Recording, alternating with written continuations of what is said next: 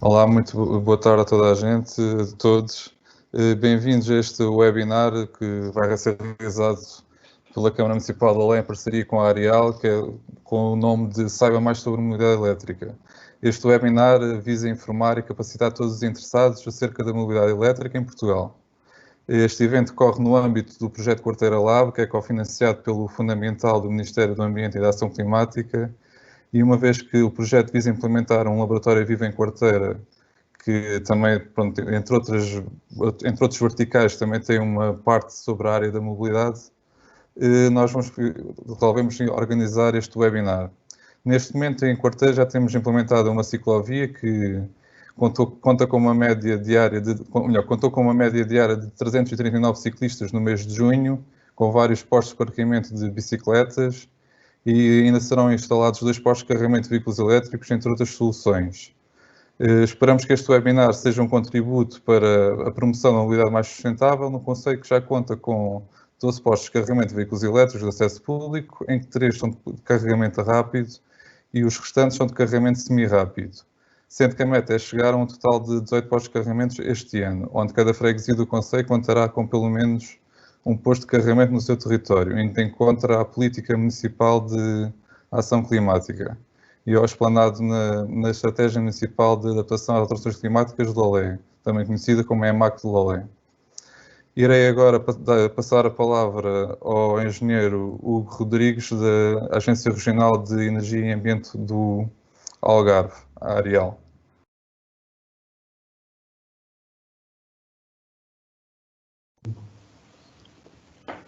Então, sim, boa tarde. Boa tarde a todos. Sejam bem-vindos a esta sessão sobre mobilidade elétrica, organizada pelo município de Lolé.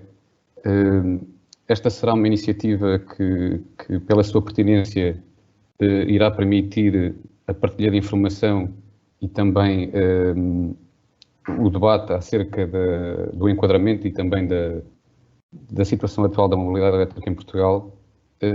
No fim, espero que seja mais um contributo para a promoção da mobilidade elétrica e sustentável no município de Lolé e, em consequência, também na região do Algarve. No final da minha apresentação, haverá lugar a um período de questões e, por isso, sintam-se à vontade para durante a apresentação ou no final, de colocar as questões que eu depois tentarei responder. Vou só colocar aqui, partilhar.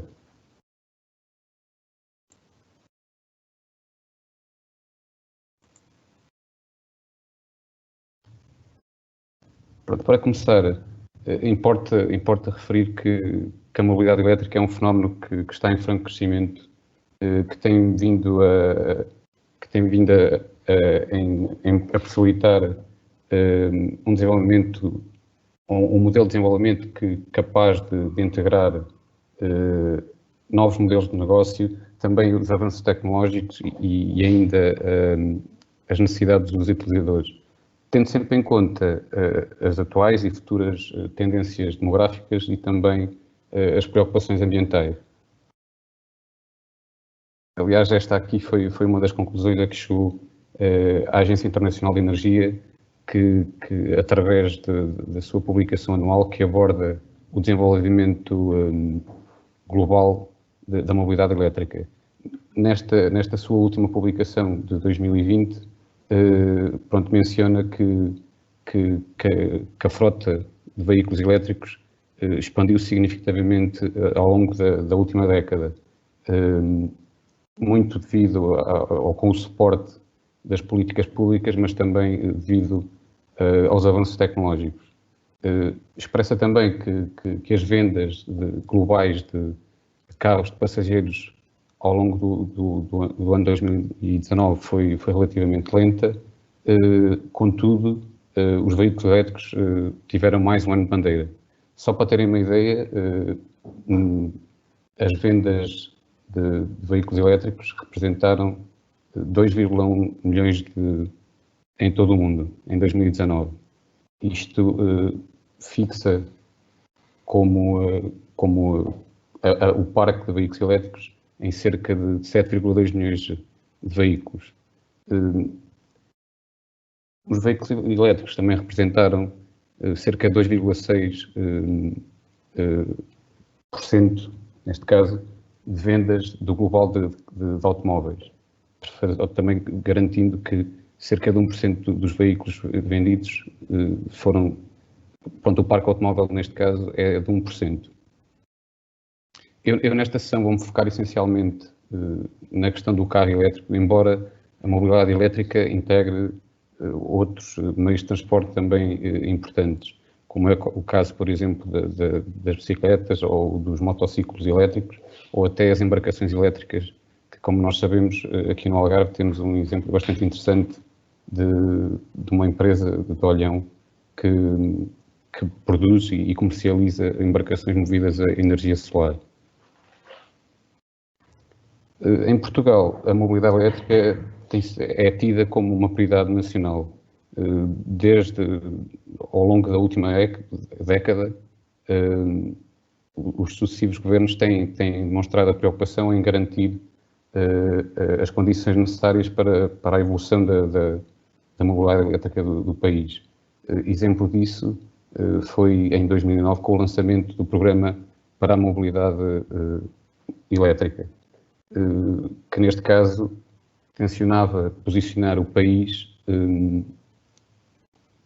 enquanto pioneiro na adoção de um sistema de transporte que fosse ambientalmente sustentável.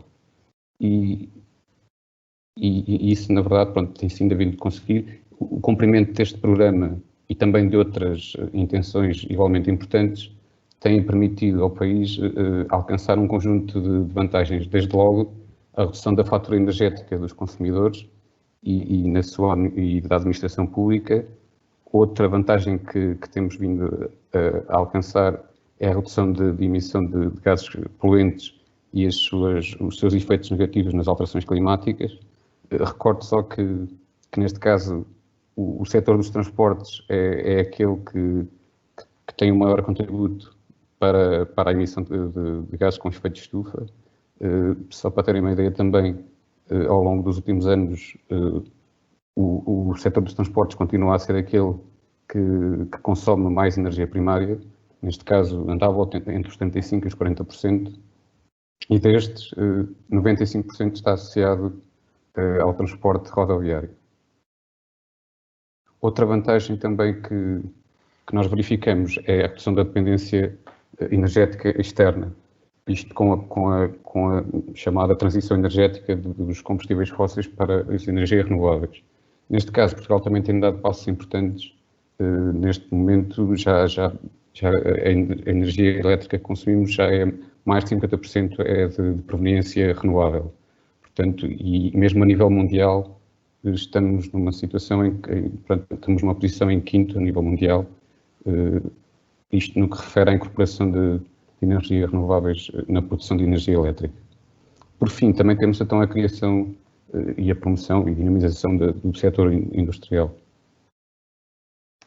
Entrando aqui mais na questão dos componentes do veículo elétrico, tipicamente um veículo elétrico é composto por um motor elétrico, que neste caso está aqui identificado no esquema como o número 4, e depois temos então o inversor, que neste caso transforma a energia contínua em energia, ou seja, energia contínua, que é a energia DC, das baterias, em energia alternada, que serve para alimentar os motores, o motor neste caso.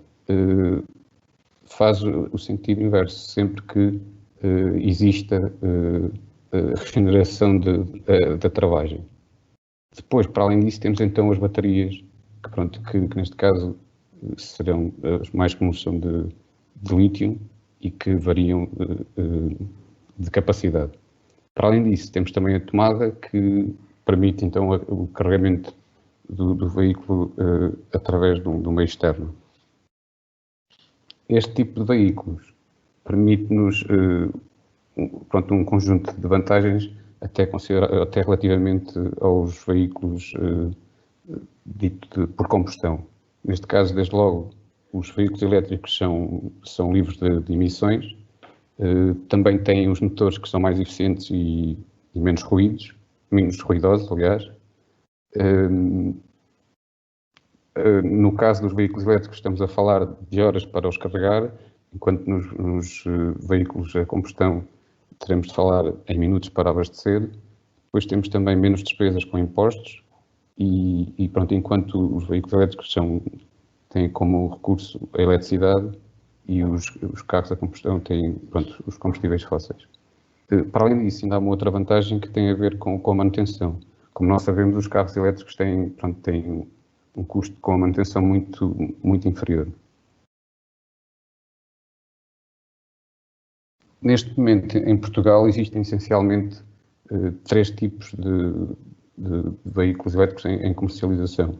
Desde logo, temos os carros híbridos, que neste caso combinam um motor a combustão, que portanto pode ser a gasolina como a gasóleo, e depois temos também um sistema de propulsão elétrico.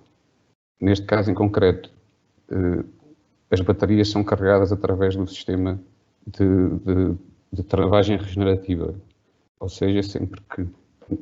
E para além disso, temos, por norma, as baterias associadas a este tipo de veículo não têm grande capacidade, apenas servem como auxílio ao motor de combustão. Depois temos então também os motores, temos também os veículos plug-in. Neste caso a diferença para o veículo anterior é que acrescenta uma tomada que permite o carregamento externo e para além disso, por norma, as baterias também têm uma maior capacidade. Tudo o resto se mantém mais ou menos igual, pronto, e para além disso também permite o tal sistema de travagem regenerativa. Por fim, temos então os veículos totalmente 100% elétricos. Neste caso, também com tomada externa, têm por norma uma maior capacidade de autonomia. Neste momento estamos a falar entre 500 ou 600 km. E neste caso têm um custo de manutenção bastante mais baixo. Falando dos sistemas de carregamento, mais concretamente das fichas de carregamento, elas são apresentadas ou disponibilizadas em função também do tipo de carregadores. Neste caso estamos a falar, se estivermos a falar de carregadores normais, e entendemos como carregadores normais até 22 kW, temos 2 tipos de fichas. Temos a ficha do tipo 1, que neste caso permite o carregamento em corrente alternada, AC, e temos também a ficha do tipo 2. Neste caso, e para além disso, esta do tipo 1 habitualmente é identificada de cor azul. Esta do tipo 2 é aquela que nós, por exemplo, no Algarve, que é mais comum e que existe em maior número. Depois, para além disso, temos também os carregadores rápidos, que neste caso têm também outro tipo de fichas. Desde logo temos o Shademo, que é um tipo de ficha mais utilizado pelos fabricantes asiáticos. E depois temos ainda também o CCS Combo, que nos permite carregamentos em AC e DC. E por fim temos então os carregamentos da Tesla tipo 2. Neste caso em concreto, a Tesla tem uma rede própria e este tipo de carregadores apenas permite o carregamento para este tipo de carros. Aqui temos 2 imagens com 2 tipos de carregadores.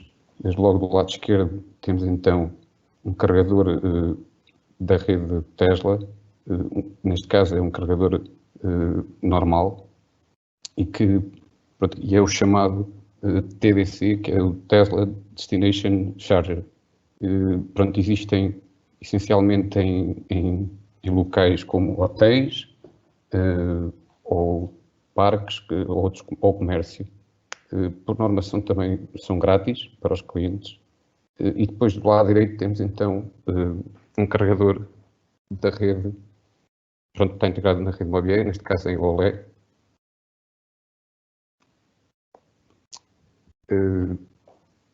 que, como, pronto, neste momento a rede Mobier já existe em vários pontos do país, foi determinante para a evolução da mobilidade elétrica. Até há bem pouco tempo, desde novembro de 2018, todos, pronto, os carregadores rápidos passaram a ser pagos e, mais recentemente, no início deste mês, também os normais passaram a ser pagos. Neste caso aqui, no caso, neste posto de carregamento aqui do OLE, estamos a falar de um posto de carregamento também normal e, pronto, neste caso, tem 22 kW. Temos aqui mais 2 exemplos de carregadores. Do nosso lado esquerdo temos, então, um carregador pertencente à Inframoura, que também está integrado na rede Mobier, e neste caso em concreto tem um posto de carregamento rápido e outro lento. E do vosso lado direito também temos aqui, então, mais um exemplar, neste caso é um supercarregador da rede Tesla. Habitualmente, quando nós pensamos na mobilidade elétrica e nos postos de carregamento, pensamos sempre, mas de que forma é que nós podemos acionar um posto de carregamento ou que podemos utilizá-los e efetuar o pagamento? De uma forma muito simples, o que nós precisamos, pronto, é de um cartão de mobilidade elétrica. E para isso, pronto, temos aqui no site da Mobier todo o processo que nos permite concluir esse procedimento. Desde logo precisamos de, pronto, contratualizar um serviço com o comercializador de eletricidade para a mobilidade elétrica. Isso, pronto, neste momento temos 10 empresas que estão capazes de prestar este serviço. E pronto, para isso temos que então aderir a um SEM, seguindo o procedimento normal, né? Aderir a um SEM, depois aguardar o envio do cartão e depois, naturalmente, conduzir até a um posto Mobier, passar o cartão, selecionar o modo de carregamento e escolher a tomada em causa que seja compatível com a nossa ficha, ligar naturalmente a ficha do veículo, carregar, iniciar o carregamento, passar o cartão no posto e, pronto, e depois retirar a ficha, depois de concluirmos o carregamento, retirar a ficha e carregar, e o carregamento fica concluído. Para demonstrar como é que é feito o processo de faturação ou o que é que integra, eu trouxe aqui um esquema que nos permite perceber quais é que são as parcelas que integram aqui a faturação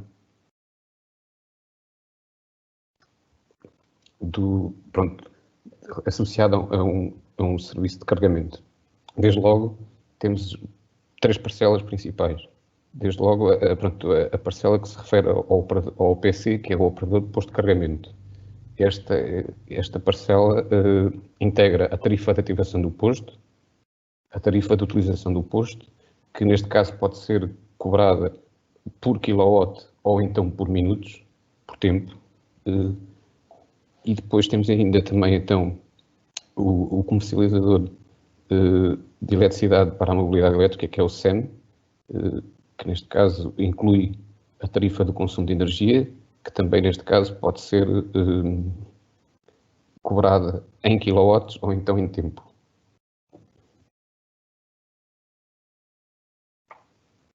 Por fim, temos então as taxas que integram aqui 3 itens. Desde logo a taxa de acesso a redes, que é fixada pela entidade reguladora de energia, pela ERSE, e depois temos também o IEC, que é o Imposto Especial de Consumo, que também é fixado anualmente, e por fim temos o IVA, que neste caso é 23%. Tenho também aqui um exemplo de faturação de um posto de carregamento rápido, que neste caso o carregamento foi de 30 minutos e carregou-se 15 kWh. Temos então o operador de posto de carregamento que teve um custo com a tarifa de utilização de 1,59. Depois temos também o comercializador de energia, de eletricidade para a mobilidade elétrica, que teve aqui um custo associado de 3,48. E, por fim, temos as taxas que estão associadas aqui a este serviço, que no total temos um subtotal de 5,08, o que com o IVA estaríamos a falar em 6,25. Para facilitar aqui e para percebermos quais é que são as diferenças entre os vários tipos de abastecimento e também de carregamento, isto para fazermos o percurso de 100 km, pronto, fiz aqui um pequeno exercício para percebermos quais é que são as diferenças e para também perceber quais é que provavelmente nos convém mais, tendo em conta pronto, o valor que está associado a cada um deles. Nós sabemos que, por norma, para percorrermos 100 km num carro dito convencional, neste caso a diesel, temos um consumo de cerca de 6 litros para fazer os tais 100 km. No caso de um carro elétrico, esse consumo, em média, anda à volta de 15 kWh. E aquilo que nós fizemos aqui foi tentar perceber qual é que é o custo associado, neste caso, ao litro de combustível, que fixamos aqui de 1,40, que é aquilo que está mais ou menos hoje em dia, e sabíamos que para percorrer 100 km iríamos gastar cerca de 8,40 €. No caso de um carregamento, num posto de carregamento rápido público, para nós carregarmos cerca de 15 kWh, sabendo que, como vimos há pouco, o custo por kWh anda à volta de 0,42 euros por kW, teríamos um custo de 6,25. Depois, num posto de carregamento normal, público, neste caso de 11 kW, para carregar 15 kW, aqui a ordem ou seja, a forma de cobrança é o tempo, e por isso nós sabemos que por minuto andava à volta de 5 cêntimos. Teríamos, para carregar os mesmos 15 kW, teríamos que gastar cerca de 4,10 €. Para um posto de carregamento normal público, mas de 22 kW, para carregar os mesmos 15 kW, iríamos ter um custo de 2,05 €. E, por fim, o carregamento doméstico, num tarifário bi-horário, teríamos um custo para carregar os mesmos 15 kWh, tendo em conta que para este tarifário anda à volta dos 10 cêntimos por kWh, estaríamos a falar de um custo de cerca de 1,5 €. Aqui no gráfico, na parte inferior, podemos verificar que, essencialmente, duas coisas. Que a questão do carregamento torna-se bastante mais interessante quando estamos a falar num carregamento que é efetuado a nível doméstico, principalmente quando utilizamos este bi-horário e utilizamos principalmente no período noturno, que até, neste caso, ajudamos a colmatar algum excesso de produção, neste caso, principalmente da produção eólica. Para além disso, outra curiosidade é percebermos que, se nós tivermos a possibilidade de optar entre o posto de carregamento público normal de 11 ou de 22 kW, provavelmente, como é tarifado através do tempo, interessa-nos escolher, provavelmente não com toda a certeza, o de 22 kW, porque no mesmo tempo irá carregar, porque temos o dobro da potência disponível, logo teremos menos tempo a carregar os tais 15 kW e por isso também ficará mais barato. Depois, em termos de legislação para a mobilidade elétrica, a ideia aqui não é ser muito exaustivo, foi basicamente selecionar aqui um conjunto de legislação que é importante, desde logo a nível europeu, a Diretiva 2014/94, que estabelece um quadro comum de medidas aplicáveis à criação de uma infraestrutura para os combustíveis alternativos na União, e depois, mesmo a nível nacional, coloquei aqui alguns decretos-lei que são importantes.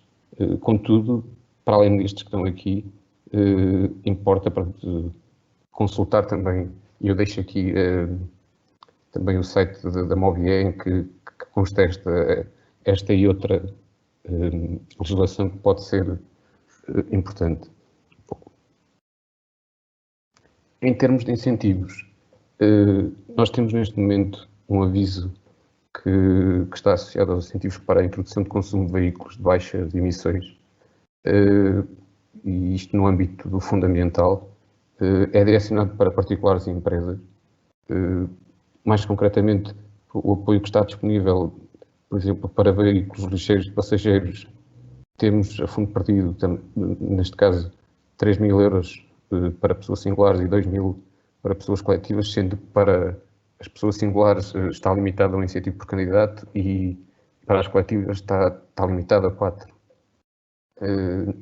Depois, temos aqui também para os veículos de mercadorias, que neste caso também se mantém os 3.000 euros limitado a um incentivo por candidato para os singulares e 3.000 euros também limitado a 4 incentivos por candidatos também para pessoas coletivas. Dentro das bicicletas e motociclos ciclomotores elétricos, este valor suporta até 50% da aquisição até um valor máximo de 350 euros, tanto para os singulares como para pessoas coletivas. Para além disso, também tem aqui disponível alguns incentivos para as bicicletas convencionais. Neste caso, estamos a falar de 10% até o máximo de 100 euros. E aqui, pronto, tanto para singulares como coletivos, é limitado a um incentivo por candidato. Em termos de incentivos fiscais, temos essencialmente duas questões. Um que tem a ver com o imposto sobre viaturas, que no caso de veículos 100% elétricos ficam isentos, e para veículos elétricos, principalmente plug-ins, é calculada uma redução baseada na cilindrada e também no tipo de combustível e emissões. Outra questão aqui também associada aos incentivos fiscais é o imposto em circulação. Os veículos 100% elétricos estão isentos deste imposto. Por uma questão de curiosidade, na sexta-feira passada estaria aqui qual é que era o ponto de situação das candidaturas submetidas que está no site do Fundo Ambiental e percebi que para aquele incentivo que eu falei inicialmente de veículos ligeiros de passageiros para pessoas singulares, já foram apresentadas 130 candidaturas, das quais 568 já foram aprovadas, o que, fazendo alguns cálculos, chegamos à conclusão que já foram atribuídos cerca de 1.700.000 euros, o que quer dizer que só temos disponível mais cerca de 400.000. Isto equivale mais ou menos a mais, ainda será possível efetuar ou admitir cerca de 130 candidaturas. Para o caso das pessoas coletivas, este valor já atingiu a verba máxima, que era, neste caso, de 600.000 euros. Como vemos aqui no quadro, já foram aceites ou aprovadas 300 candidaturas, o que equivale aos 600.000 euros. Depois, em todas as outras ainda há alguma verba disponível, inclusive para as bicicletas convencionais. Em princípio, se porventura em alguma destas rubricas não atingirem os montantes máximos, será depois redistribuída por aquelas que tenham candidaturas em lista de espera. Neste momento, também não existe qualquer tipo de garantia de que este tipo de incentivos que se venha a manter para os próximos anos. A única coisa que nós sabemos é que consultando o Plano Nacional de Investimento de 2030, podemos perceber que vai existir um envelope financeiro de cerca de 360 milhões de euros para promover a mobilidade elétrica. Não se sabe se vai ser no mesmo âmbito como este que agora vos apresentei. Passando agora para a situação atual da mobilidade elétrica em Portugal, nós podemos verificar que o volume de vendas tem vindo a aumentar ano após ano. Podemos verificar, inclusive, que aqui no ano 2015, muito fruto do restabelecimento dos incentivos, teve um aumento considerável. Até hoje, ano após ano, continua a aumentar o volume de vendas. Olhando para dados mais recentes, considerando aqui o ano de 2020, rapidamente conseguimos perceber que aqui no mês de março houve aqui um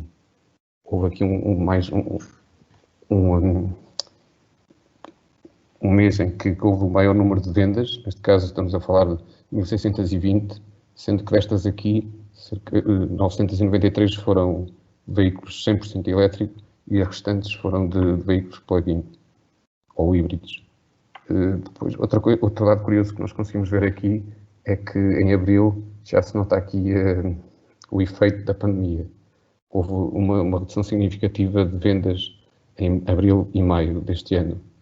Contudo, esta quebra não foi tão acentuada como é no volume de vendas dos carros convencionais, que rondou os 85%, e neste caso dos veículos elétricos anda à volta de 35%. Olhando aqui para a situação atual da mobilidade elétrica em Portugal, olhando mais concretamente para os postos de carregamento em Portugal, o que nós verificamos é que existem neste momento cerca de 112 postos de carregamento rápido instalados, 36 estão em fase de instalação, ou 34 estão em fase de instalação, e 54 estarão para breve disponíveis. Depois, em relação aos postos de carregamento normal, temos 628 que estão em funcionamento e 134 que estão inativos. Para além disso, temos então cerca de 70 carregadores super rápidos da Tesla. Isto é... Já estão a ver? Não sei se... Sim, agora já está. Ok.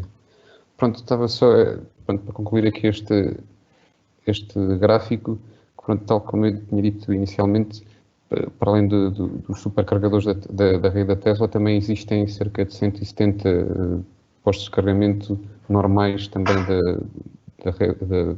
da Tesla, neste caso os Tesla Destination Chargers. Só para concluir, pronto, apresento aqui algumas conclusões.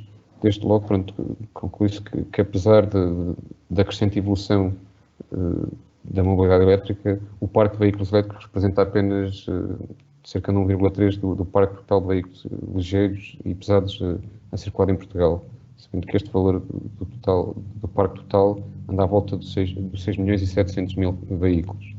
Depois também dizer que em 2015, tal como verificámos há pouco na evolução das vendas, ficou vincada por uma alteração clara da tendência, com um aumento de vendas de 260% relativamente ao ano anterior, neste caso 2014.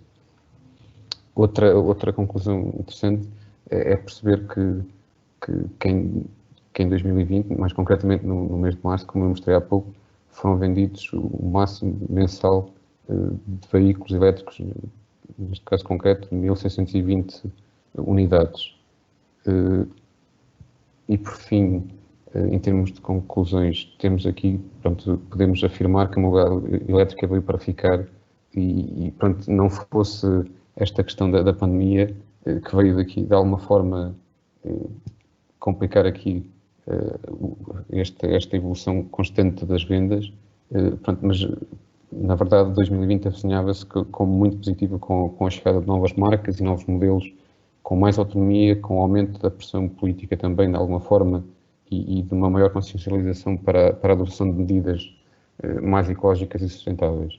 Depois, em termos de desenvolvimento futuros, temos aqui uma maior aposta no autoconsumo com armazenamento em baterias. Depois, aqui dentro desta questão das baterias, há uma questão interessante que está associada à economia circular, que tem a ver com a reutilização das baterias dos veículos elétricos. Nós sabemos que com o passar dos anos, pronto, as baterias vão perdendo a sua capacidade máxima, no entanto, podem ser utilizadas para outros fins, neste caso em concreto, por exemplo, para auxiliar numa habitação residencial, por exemplo, para armazenar energia produzida numa estação de autoconsumo, por exemplo. Depois, outros desenvolvimentos futuros passa também pelos carregamentos ultra rápidos. Isso está cada vez mais como um dos caminhos. E outro conceito que está previsto é o Vehicle to Grid e o Vehicle to Home, neste caso, em ambos os casos, o que está aqui em causa é permitir o fluxo bidirecional de energia, que pronto, torna o veículo elétrico também um ativo interessante, não só como carregador, como consumidor de energia, mas também como disponibiliza, pronto, passa a poder também disponibilizar energia à rede ou então às nossas habitações, servindo como elemento de armazenamento. E por fim, os veículos autónomos. Nós sabemos que a indústria automóvel está a apostar muito nesta área e portanto, já é hoje em dia visível uma série de situações em que os carros autónomos estão em franca evolução e, portanto, era isto que eu tinha hoje para dizer. Tal como eu disse inicialmente, temos agora um período de questões. Para além das questões, fica aqui também naturalmente os contactos aqui da agência para que sempre que queiram tirar algum esclarecimento ou solicitar qualquer tipo de situação, estamos sempre disponíveis. Agora, vou só ver aqui se já existem aqui algumas questões.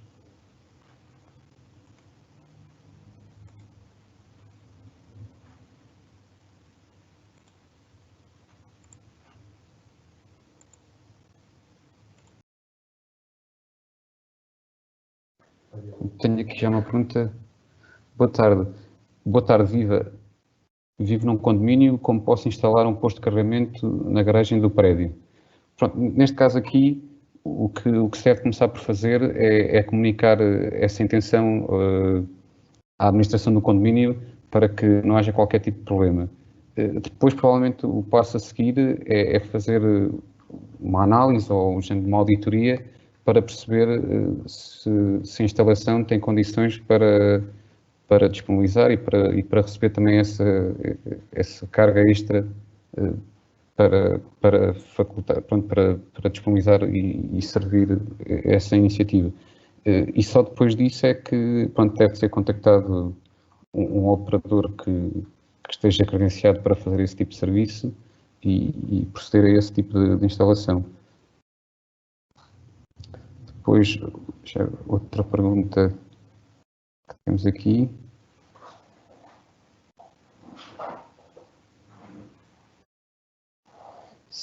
Se é possível fazer o carregamento de um veículo elétrico no domicílio.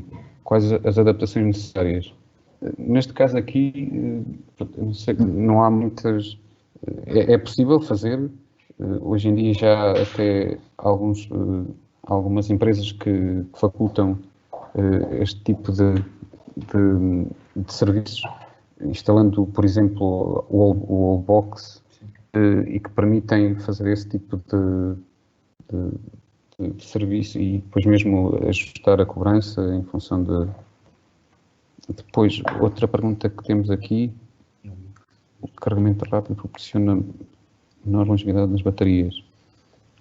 Sim, neste caso aqui, pronto, aquilo a experiência que tem sido transmitida é que, pronto, deve ser, o ideal é nós só devemos recorrer a este tipo de carregamentos rápidos em situações de maior emergência. Sempre que seja possível e que se tenha tempo para efetuar o carregamento, pronto, para poupar ao fim e ao cabo a longevidade das baterias, devemos recorrer então aos carregamentos normais. Depois, outra pergunta que temos aqui.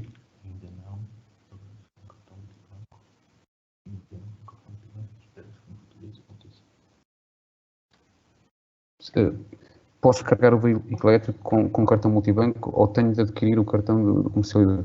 Neste momento, tal como eu expliquei durante a apresentação, só é possível efetuar carregamentos na rede pública, pronto, estabelecendo um contrato com um comercializador de eletricidade para a mobilidade elétrica. No entanto, está previsto que isso que venha a ser possível também através do cartão multibanco.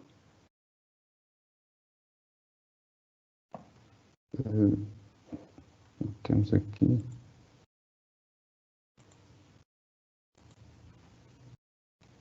Estas eram basicamente as perguntas, o conjunto de perguntas que nós tínhamos aqui. Não sei se, entretanto, vão chegar mais algumas.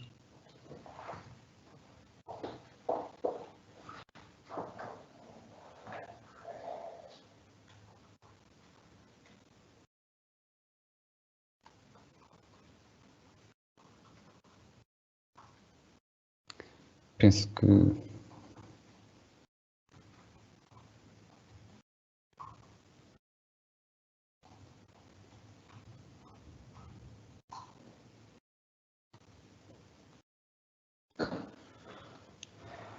vamos aguardar só mais um pouco para ver se, entretanto, chega mais alguma pergunta.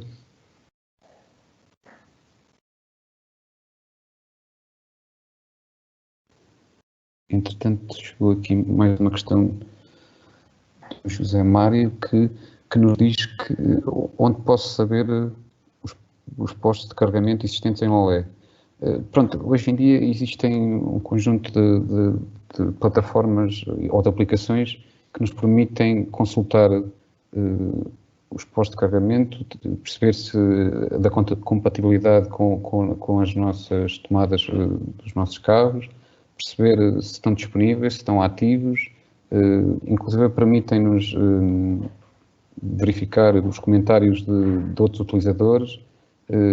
Pronto, eu mencionei aqui na apresentação alguns, existem outros, mas podemos falar da aplicação da Movier, temos também a Eletromaps, por exemplo, nós próprios aqui na agência, no âmbito de um projeto europeu, também desenvolvemos uma aplicação no âmbito do projeto Carvoland, que nos permite fazer essa consulta, embora pronto, neste caso seja só na região do Algarve e também da Andaluzia. Pronto, mas neste caso também nos permite descarregar algumas fichas, mais de caráter até lúdico, perceber que está muito associada à questão turística e por isso, mas sim, é possível descarregar algumas, pronto, estas aplicações que nos permite pronto, consultar os postos de carregamento e as suas especificidades. Perceber se há aqui mais alguma.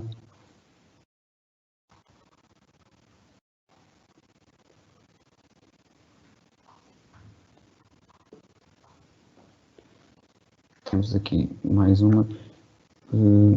O custo de manutenção de um veículo é muito inferior aos de combustão? Consegue indicar qual é a redução expectável? Pronto, neste caso, o que nós sabemos é que de facto a manutenção de um veículo elétrico é inferior ao de combustão, desde logo porque os veículos elétricos têm muito menos componentes. Não existem óleos, a questão dos filtros, portanto há menos avarias e por isso logo por aí pronto, o custo é bastante inferior. Mas não sei, pronto, também não sei dizer exatamente qual é que será, indicar qual a redução.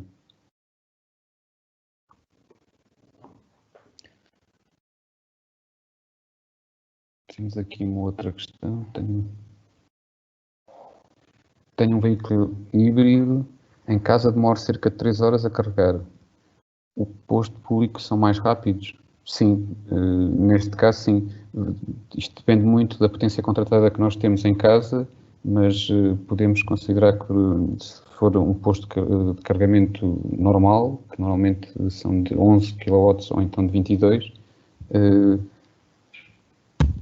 em casa, pronto, neste caso um veículo demora cerca de 3 horas, num carregamento, pronto, num posto de carregamento normal poderá andar à volta de meia hora.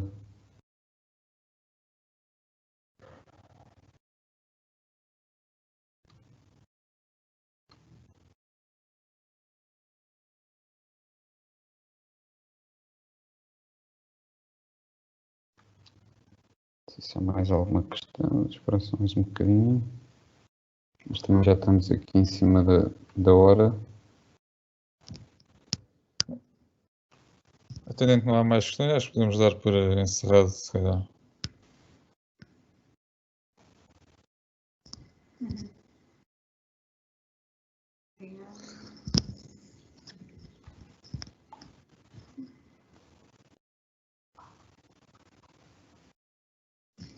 Então, muito obrigado, Hugo, pelo apoio, e queria agradecer também à Arial e a todos os que participaram aqui neste workshop, neste webinar, melhor dizendo. Esperemos que tenha contribuído para as pessoas ficarem a saber mais sobre a mobilidade elétrica e que contribua para que, tanto no município como em Portugal, possamos cada vez mais optar por uma mobilidade mais sustentável.